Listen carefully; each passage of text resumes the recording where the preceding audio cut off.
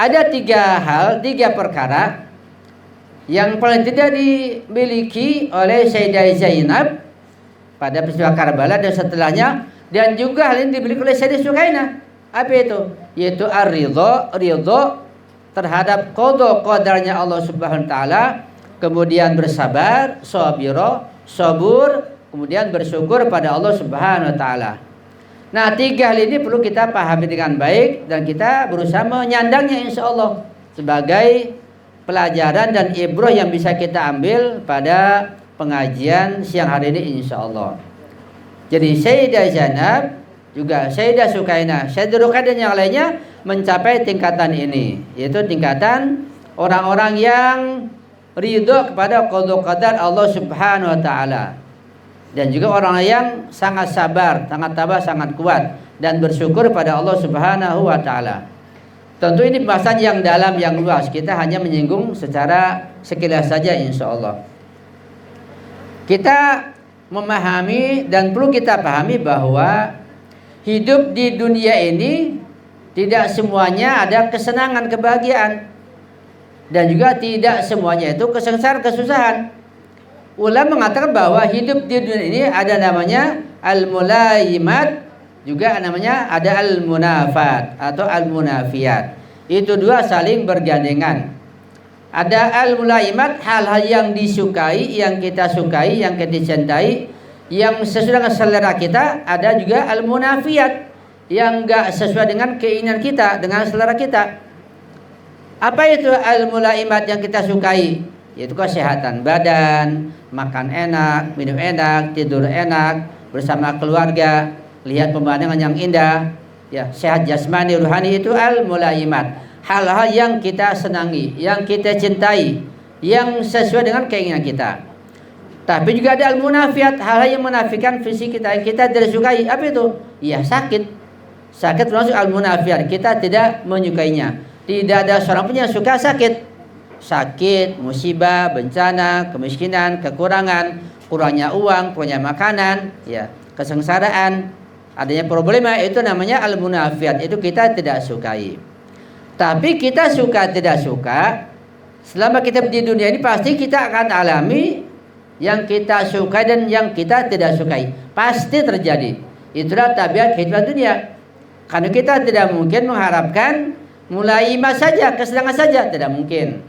Pasti kita juga harus siap-siap menghadapi yang namanya al-munafiyat, hal-hal yang tidak kita sukai berupa penyakit, bencana, petaka dan lain sebagainya. Karena itu seseorang yang dia menyiapkan dirinya dua hal ini, dia akan bahagia nantinya. Ketika dia menyiapkan dirinya untuk menerima kebahagiaan, ketika datang kebahagiaan dari Allah, dia tidak songkak, dia tidak sombong, dia akan membagi pada orang lain, pada yatim piatu, pada fakir miskin. Ketika misalnya dia mendapat rezeki yang banyak, itu namanya al-mulaimat, kesenangan, kebahagiaan, dapat rezeki yang banyak. Maka setelah dia menyiapkan dirinya dan dia paham dari Allah, maka dia pun tidak lupa kepada fakir miskin, pada yatim piatu, pada orang yang membutuhkan. Dan begitu pula ketika dia menyiapkan dirinya akan tibanya nanti al-munafiyat, hal yang menafikan, yang dia enggak suka, ada bencana, petaka, penyakit, ya, musibah pada anaknya, pada suaminya, pada keluarganya, pada dirinya, ya, bencana apa saja berupa kehilangan, kekurangan. Kalau dia sudah menyiapkan dirinya, ketika datang enggak kaget. Kenapa? Sudah siap duluan. Itu penting. Jadi persiapan itu penting, tapi persiapan yang benar, yang betul. Ketika siap, maka datang kebahagiaan, tidak kaget, tidak pelit jadinya. Ketika datang musibah, penyakit juga nggak kaget, sudah menyiapkan dirinya. Bahkan seseorang yang menyiapkan dirinya akan adanya musibah dan bencana, ketika pahamannya benar, bukan saja dia sedih, bahkan juga biasa, bahkan bahagia, tetap bahagia. Itu sudah tingkatan seperti Sayyidah Sukainah, Sayyidah Zainab, para ma'asumin. Di mana mereka ketika menerima penderitaan apapun, musibah apapun seperti Karbala, tetap tabah, tetap kuat, dan parahnya bersyukur malah. Coba, tragedi Karbala terjadi kok malah bersyukur. Kenapa? Karena paham di balik Karbala ada kenikmatan, ada hikmah yang besar. Sampainya hikmah kepada kita semuanya, sampai ajal kepada kita. Coba kalau nggak ada Karbala, peristiwa Karbala nggak sampai ke kita, dan juga kita mungkin tidak ikut Ahlul Bait. Nah, dengan adanya Karbala, adanya Sayyidah Zainab, Sayyidah Sukainah menyampaikan proses pada kita jadi ikut Ahlul Bait. Ini nikmat yang besar dari Allah Subhanahu wa taala. Jadi 3 hal itu perlu kita miliki, yaitu ridho pada qadar Allah Subhanahu wa taala, kemudian ya, sabar, kemudian bersyukur atas nikmat Allah Subhanahu wa taala. Jadi hidup di dunia ini ya adanya al-mulaimat, al-munafiyat, nggak bisa kita hindari, perlu kita pahami. Cuma kadarnya berbeda-beda. Ada sebagian orang kadar al-mulaimatnya, kesenangannya daripada kesengsaraannya, problemanya lebih banyak mulaimatnya, kebahagiaannya. Ya, ada pula yang separuh hidupnya dia senang bahagia, separuh lagi dia sengsara sakit begitu. Tapi juga tidak sedikit orang yang kesengsaraannya, musibahnya, problemanya, bencananya lebih banyak daripada kebahagiaannya. Jadi macam-macam. Ya, kita pilih yang mana? Nah, yang bagus kita serahkan kepada Allah yang tahu. Kita nggak usah memilih. Kita serahkan kepada Allah, terserah Allah yang mengatur kita. Itu sudah namanya ridho dengan qadar Allah. Itu sangat berat. Sebab kita maunya sih bahagia terus. Nggak ada kesengsaraan, nggak ada kesulitan, ya nggak ada kepayahan. Kita maunya begitu, tapi itu tidak mungkin terjadi. Yang baik termasuk iman yang kuat adalah ridho dengan qadar Allah dan menyerahkan sepenuhnya kepada Allah Subhanahu wa taala. Terserah Allah. Allah masih kebahagiaan, kasih rezeki yang banyak, ya syukur, terima kasih, dan kita imkakan nanti Allah makasih bencana, musibah, penyakit, kita pun terima, kita pun bersabar, juga bersyukur. Dan di balik musibah ada pahala, ada hikmah yang banyak. Tapi ini perlu latihan, ini sangat berat tentunya.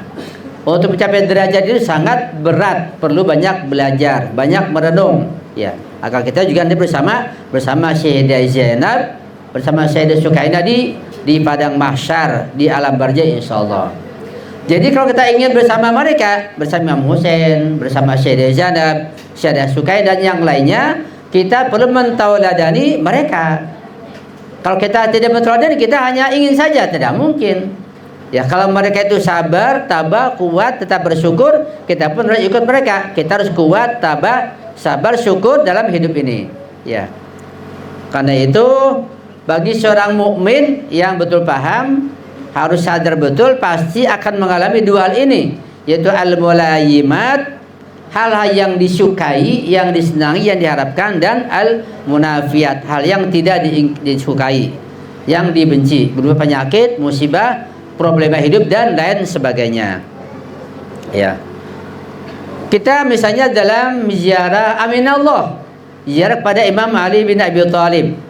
Itu satu ziarah yang kandungan doanya luar biasa. Kita baca assalamualaikum ya aminallahi fi ardi wa hujjatu ala ibadi dan seterusnya. Ada doa dalam ziarah aminallah. Apa doanya?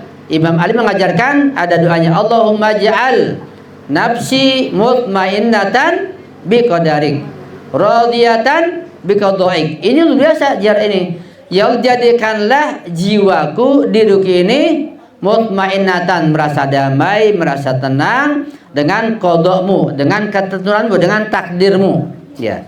Takdir apapun kita harus ridho pada Allah Subhanahu wa taala. Nah, bicara tentang takdir tentu panjang bahasanya. Nanti salah satu perbedaan yang mendasar dan sangat penting antara akidah ahli sunnah wal jamaah dengan Syiah Imamiyah di dalam masalah takdir. Itu penting. Perlu belajar. Jangan sampai mereknya Ahlul Bait, mereknya Syiah Imamiyah, ikut Ahlul Bait, tapi hatinya, akidahnya masih ahli sunnah. Kenapa? Karena nggak belajar. Ya kalau nggak belajar, gimana bisa dalamnya isinya itu Ahlul Bait? Jangan sampai mereknya, luarnya, kemasannya Ahlul Bait, akidahnya masih ahli sunnah. Kalau nggak belajar, ya masih bisa seperti itu. Nah, masalah qadar itu salah satu yang perbedaan di antara Sunni Syiah sangat mendasar, mendalam. Perlu kita pelajari. Jangan sampai ya kita mengaku akidahnya Syiah Imamiyah atau Ahlul Bait tapi akidahnya masih ahli sunnah. Di mana bedanya? Itu perlu pengkajian yang mendalam. Singkatnya bahwa kalau dalam masalah qadar di Ahlul Bait itu tidak lepas daripada daripada ikhtiar dan usaha manusia, dan berhubungan erat dengan masalah hukum kausalitas, hukum sebab akibat. Tidak pasrah total kepada Allah, tapi dalam ahli sunnah itu pasrah total kepada Allah. Artinya yang baik maupun yang buruk sudah urusan Allah, kita terima saja, begitu. Ikhtiarnya kurang itu secara global, tapi lebih tidak demikian. Jadi kita baca ziyarah min Allah perlu kita pahami maknanya. Karena kata Imam Ali, ya Allah jadikanlah diriku ini, jiwaku ini yang tenang, yang damai, yang nerimo kepada ketentuan qadar Allah Subhanahu wa taala. Mutmainnatan bi qadarik, radiyatan bi qadari, ridha dengan ketetapanmu, dengan hukummu. Misal Allah menetapkan adanya syariat, wudu, sholat, puasa, zakat, humus, itu kita harus ridho. Ini ketetapan Allah, berupa ketetapan tasyri', kita nggak boleh protes, ya. Apa saja yang datang dari Allah lewat Rasulullah al-Bait jangan diprotes, kita harus ridho menerimanya, kita pelajari dengan baik dan kita amalkan, kita jalankan dalam penuh ketaatan. Namanya kita ridho terhadap syariat dari Allah Subhanahu wa taala. Kalau kita tidak ridho, kita mentanya termasuk iblis nanti. Iblis tidak ridho, tidak rela dengan ketentuan Allah. Ketika Allah katakan suruh sujud mohon pada Adam, dia tidak mau, sehingga termasuk aba wastakbar wa kana minal kafirin. Padahal iblis hanya menentang satu perintah saja, sehingga dia dikutuk oleh Allah. Hanya satu perintah, padahal ibadahnya luar biasa. Begitulah setiap hamba, setiap orang yang menentang perintah Allah, sekalipun sebagian saja, termasuk golongan iblis. Ya mereknya Ahlul Bait, mereknya Islam, mereknya Muslim, mereknya, tapi kalau menentang ajaran Allah yang datang dari Ahlul Baitnya, maka termasuk golongan iblis ketika menentang terang-terang dengan sengaja. Na'udzubillahi min dzalik. Karena kita harus pasrah menerima semua syariat yang datang dari Allah Subhanahu wa taala. Begitulah ketika Allah menetapkan, Allah menentukan bahwa syariat itu harus dibawa oleh Rasulullah. Setelah Rasulullah, syariat harus dibawa oleh para imam masum, Imam Ali, Imam Hasan, terus sampai ke bawah. Ini ketetapan yang pasti dari Allah Subhanahu wa taala. Dan dalilnya sangat banyak. Dari sisi dalil, argumen, baik di Al-Quran maupun di hadis-hadis dan riwayat, serta dalil akli, sudah cukup. Semua ulama tahu bahwa syariat yang benar itu yang dibawa oleh Rasulullah dari Allah, dan dilanjutkan oleh para imam masum, Imam Ali, Imam Hasan, Imam Hasan, sampai Imam Ja'far Shadiq dan seterusnya. Ini yang benar. Tetapi mengakui kebenaran saja tidak cukup, harus menerima sepenuhnya. Mengakui kebenaran syariat, ya betul datang dari Allah lewat Rasulullah al-Bait, tidak cukup hanya mengatakan itu benar, tapi harus menerima. Ya, tapi yang menerima hanya sedikit. Kalau semuanya menerima, maka Islam itu satu. Nyatanya demikian. Betapa banyaknya kita kaum muslimin yang belum menerima syariat Ahlul Bait yang datang dari para imam masum sampai kepada Rasulullah, sampai kepada Allah Subhanahu wa taala. Ini perlu diuji tentunya, perlu dipelajari. Jadi perlu kita mengadakan studi perbandingan.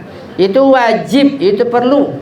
Kenapa? Jangan sampai kita mereknya saja Ahlul Bait tapi dalamnya masih yang lain. Itu tidak diterima oleh Allah Subhanahu wa taala. Perlu belajar studi perbandingan, akidah Sunni bagaimana, Syiah bagaimana, fikih Sunni bagaimana, fikih Syiah bagaimana. Sekalipun secara global perlu belajar pada guru agar kita betul-betul Ahlul Baitnya yang murni, yang suci, bukan palsu, insyaallah. Paham ya, insyaallah. Itu pelajaran yang berikutnya perlu kita pelajari. Tentang doa di jar Imam Ali ini sangat banyak kandungannya, ya sangat luas. Ya kita tidak sampai membahas secara mendalam karena perlu waktu yang panjang, perlu waktu yang luas. Yang penting kita di sini kita berkumpul, kita syukuri pada Allah Subhanahu wa taala, ya. Karena dengan kumpul ini kita bisa dapat pelajaran. Dengan kumpul kita bisa memperbaiki diri kita. Coba kalau kita enggak kumpul di rumah saja, dapat ilmu enggak? Enggak. Ketika enggak dapat ilmu bisa perbaiki diri? Enggak.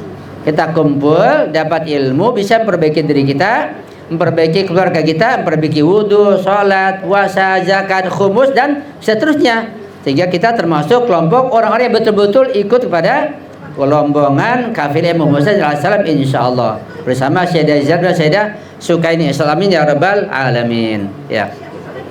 Kita harus kuatkan barisan kita. Ya, kita jangan kumpul saja. kumpul fisik, hati belum tentu kumpul. Yang betul, yang benar, yang dianjurkan dan mendatangkan rahmat dari Allah. Rasulullah tersenyum, Sayyidah Zahra, Sayyidah Zainab, Sayyidina tersenyum semuanya. Imam Jamal tersenyum, semua tersenyum. Kalau kita berkumpul, ya kita tersenyum bibir kita, hati kita pun bersatu. Itu yang benar. Nah kalau nggak berkumpul hati kita nggak bersatu, masih cemberut di hati, mulutnya tersenyum, hati cemberut, itu nggak mendatangkan rahmat, bahkan mendatangkan bencana, timbul penyakit nanti. Jadi perlu kita perbaiki. Ya, kalau misalnya seperti itu kita hilangkan, kita berusaha menghilangkan yang kotoran-kotoran hati kita agar kita betul-betul bersatu, berkumpul dalam senyum kita, dalam raga kita, dan dalam hati dan jiwa kita, insyaallah ya rabbal alamin. Sallu ala Muhammad wa ali Muhammad. Allahumma salli ala Muhammad wa ali Muhammad.